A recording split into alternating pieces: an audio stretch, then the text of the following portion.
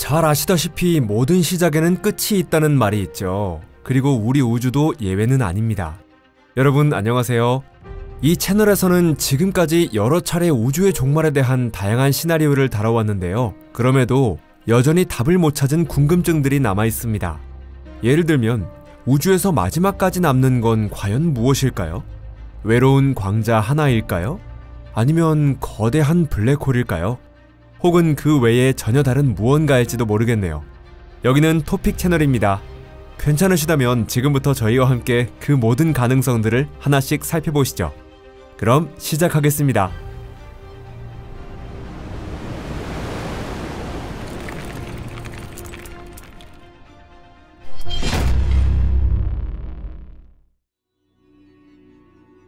아주 젊은 우주. 우리 우주는 탄생한 지 얼마나 되었을까요? 여러분도 잘 아시다시피 대략 138억 년이 흘렀습니다. 정말로 상상도 안 될 만큼 긴 시간이죠. 그에 비하면 공룡시대조차 바로 어제 일처럼 느껴질 정도죠. 참고로 우리가 살고 있는 태양계는 고작 46억 년밖에 되지 않았습니다. 즉, 우주는 대부분의 시간을 태양계 없이 지내왔던 셈이죠. 그런데 사실 우리 우주는 그리 오래된 존재가 아닙니다. 여러분도 페르미의 역설이라는 말을 한 번쯤은 들어보셨을 텐데요. 간단히 말하자면 지금까지 외계인의 존재나 지구 밖 생물권의 증거가 전혀 발견되지 않았다는 사실을 뜻하죠. 맞아요. 문자로 기록된 인류의 역사는 지질학적 시간의 기준으로 보면 정말 찰나에 불과하니까요. 하지만 46억 년이라는 긴 시간 동안 단 하나의 외계 문명도 존재하지 않았고 외계 생명체가 지구를 방문하거나 그 흔적을 남긴 적도 전혀 없었다고 정말 단정할 수 있을까요? 자, 이 페르미의 역설에 대한 하나의 가능한 해답은 우리가 우주에서 가장 먼저 등장한 문명 중 하나일 수도 있다는 가설입니다. 다른 문명들은 아직 우주로 진출하지도 못했을 뿐더러 아예 행성조차 형성되지 않았을 수도 있다는 말이죠. 도대체 어떻게 그런 일이 가능할까요? 아까도 말씀드렸듯이 우주는 아직 비교적 젊은 존재입니다. 여러분은 은하가 주로 무엇으로 이루어져 있다고 생각하시나요? 정답은 이렇습니다. 암흑물질 헤일로를 제외하면 우리 은하수에는 엄청난 양의 물질이 있고 다른 은하들에도 먼지와 성간가스가 풍부하게 포함되어 있는 것으로 보입니다. 우리 은하에만 해도 최소한 1000억 개가 넘는 별이 있으니 그 양이 얼마나 어마어마한지 상상해 보실 수 있을 거예요. 별과 그 행성들은 바로 이 먼지와 가스로부터 탄생하는 것이죠. 이 별 생성 과정은 지금 이 순간에도 계속되고 있으며 아직 멈출 기미조차 없습니다. 우주가 점차 노화하게 되면 성간가스의 양은 고갈되겠지만 별의 수는 지금보다 훨씬 많아질 것입니다.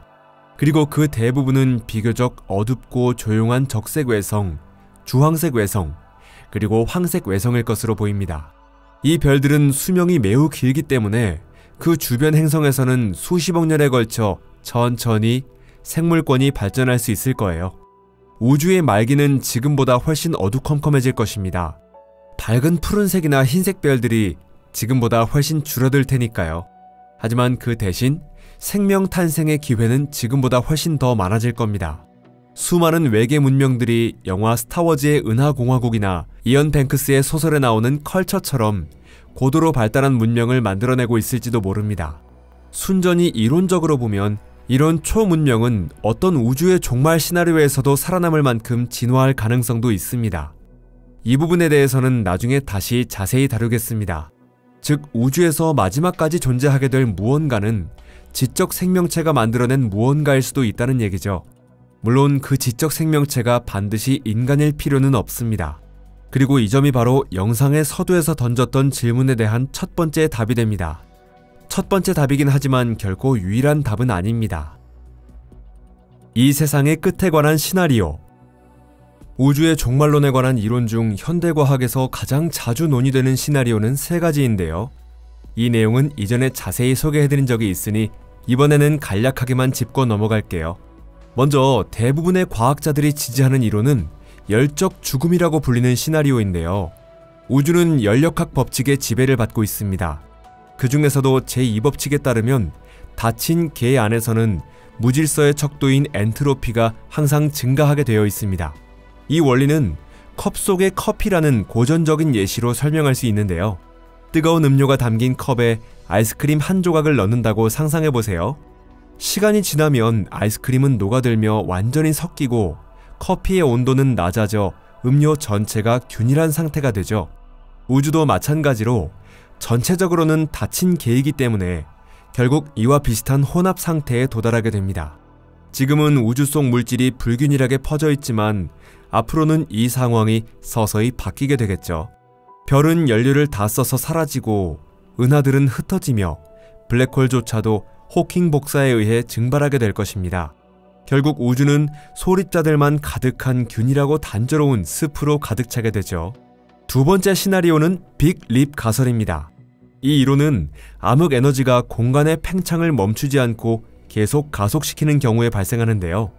지금도 먼 은하단들은 점점 우리 시야에서 사라지고 있으며 적색 편의 현상으로 인해 점차 어두워지고 있습니다. 결국 이 은하들은 우주의 지평선을 넘어가며 다시는 관측할 수 없게 됩니다. 빅 립 시나리오에 따르면 이 과정은 공간의 팽창 속도가 중력이나 원자 내 상호작용 같은 모든 힘을 능가할 때까지 계속됩니다. 그렇게 되면 입자 사이의 모든 상호작용이 사라지고 각 입자는 우주 공간을 끝없이 떠돌며 서로에게서 점점 더 멀어져 갑니다. 마지막은 빅 크런치 이론인데요. 이 이론에 따르면 지금의 우주 팽창은 언젠가 수축으로 바뀌고 결국 우주의 모든 물질이 붕괴하여 하나의 블랙홀로 압축된다고 합니다. 그 외에도 스트레인지렛 가설이나 거짓 진공 가설처럼 다양한 이론들이 존재하지만 여기서는 자세히 다루지 않을게요. 이런 가설들은 매우 기묘해서 진지한 시나리오라기보다는 물리학의 여러 문제를 설명하기 위한 추상적인 모델에 가깝다고 볼 수 있거든요. 마지막에 남는 것은 무엇인가? 지금까지의 이야기를 정리해볼까요? 앞서 소개한 세 가지 가설은 사실 그렇게 모순되는 이론들이 아닙니다. 예를 들어 이런 시나리오도 충분히 생각해볼 수 있죠. 암흑 에너지가 우주의 팽창을 가속시키긴 하지만 중력을 완전히 이기지는 못합니다. 그 결과 각 은하는 무사히 존재를 이어가지만 서로 고립된 상태가 되는 거죠. 이후 개별 은하들은 열적 죽음을 맞이하고 결국 우주의 팽창은 수축으로 전환됩니다. 이야기가 조금 옆길로 새버렸네요. 만약 거대한 천체들에 관해 이야기한다면 세 가지 시나리오 중 어떤 경우에도 마지막까지 남는 존재는 블랙홀입니다. 열적 죽음 시나리오에서도 블랙홀은 언젠가 증발하지만 그 과정에는 어마어마하게 긴 시간이 걸리죠. 빅뱅 이후 마지막 별이 사라질 때까지의 시간보다도 훨씬 긴 시간 말이죠. 사실 이 이론에는 더 이어지는 내용이 있습니다. 결국에는 백색 외성이나 중성자별에서 철로만 이루어진 고밀도의 구체, 이른바 철의 별이 만들어질 가능성이 있다는 것이죠. 어쩌면 이 철의 별들이 우주 최후의 거대 천체 자리를 놓고 블랙홀과 경쟁하게 될지도 모릅니다. 만약 빅크런치 이론이 맞다면 이야기는 간단해집니다. 언젠가는 모든 것이 거대한 블랙홀로 압축되어 버릴 테니 그것이 마지막 천체가 되는 셈이죠. 빅 립 시나리오의 경우 블랙홀의 운명이 어떻게 될지는 확실치 않습니다. 왜냐하면 우리는 아직도 특이점 내부에서 무슨 일이 벌어지는지를 완전히 이해하지 못하고 있기 때문입니다. 어쩌면 공간이 아무리 팽창하더라도 그 특이점을 찢어버릴 수는 없을지도 모릅니다. 왜냐하면 특이점 자체는 이 우주 공간 안에서 물리적으로 존재할 수 있는 가장 작고 극단적인 한 점이기 때문이죠. 만약 모든 천체를 포함해서 이야기한다면 빅크런치를 제외한 모든 시나리오에서는 결국 우주에 개별 소립자들만이 남게 됩니다.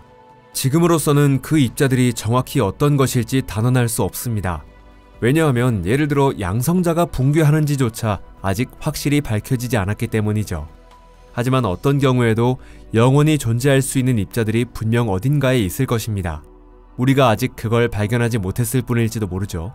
어쨌든 우리는 실제로 옳은 가설을 믿고 싶습니다. 다시 말해 이 영상의 서두에서 제시했던 그 가설 말이에요.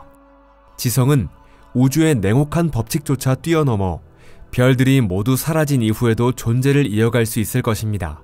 그러니까 우주의 모든 것이 먼지로 변하더라도 결국 영원히 남는 것은 지성이 만들어낸 산물일 것입니다. 여러분은 어떻게 생각하시나요? 댓글로 여러분의 생각을 들려주세요. 물론 이 모든 일은 당장 벌어지는 건 아니죠. 지금 이 시대에는 별도 있고 행성도 풍부하게 존재하니까요. 그리고 100억 년 후 태양이 그저 기억 속 존재가 되더라도 많은 은하들은 오늘날 우리가 알고 있는 모습과 별반 다르지 않을 것입니다. 오늘 우리가 던졌던 질문에 대한 정답이 무엇이든 그 답을 알게 될 수 있는 존재는 우리로부터 아주 먼 미래의 후손들 뿐일 겁니다. 이 영상이 재미있으셨다면 좋아요 버튼 꾹 눌러주시고 친구들과도 함께 공유해주세요. 시청해주셔서 감사합니다. 그럼 다음에 또 만나요. 안녕히 계세요.